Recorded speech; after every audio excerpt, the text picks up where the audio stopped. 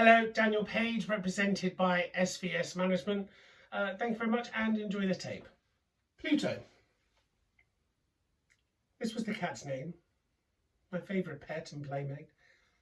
I alone fed him and he attended me whenever I went about the house. It was even with difficulty that I could prevent him from following me through the streets. Our friendship lasted in this manner for several years, during which my general temperament and character, through the instrumentality of the fiend intemperance, had, and I confess it, blush, experienced a radical alteration for the worse. I grew day by day more moody, more irritable, more regardless of others' feelings. I suffered myself to use intemperate language with my wife.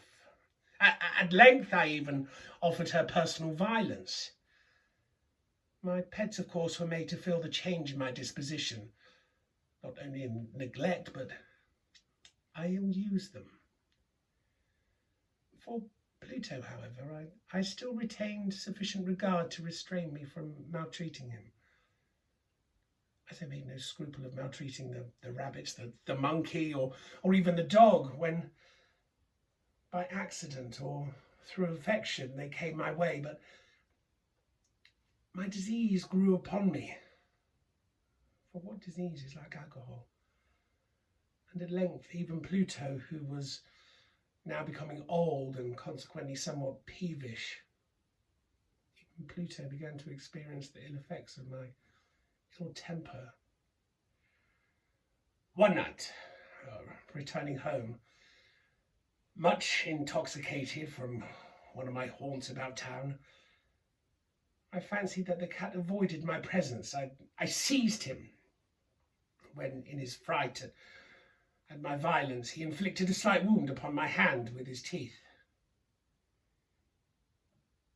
The fury of a demon instantly possessed me. I knew myself no longer. My original soul seemed at once to take its flight from my body, and more than fiendish malevolence, gin-nurtured, thrilled my every fibre of my frame.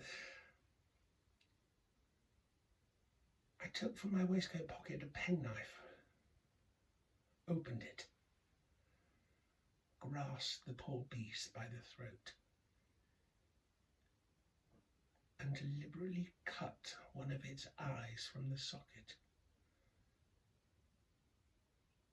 I blush, I burn, I shudder when I pen the damnable atrocity.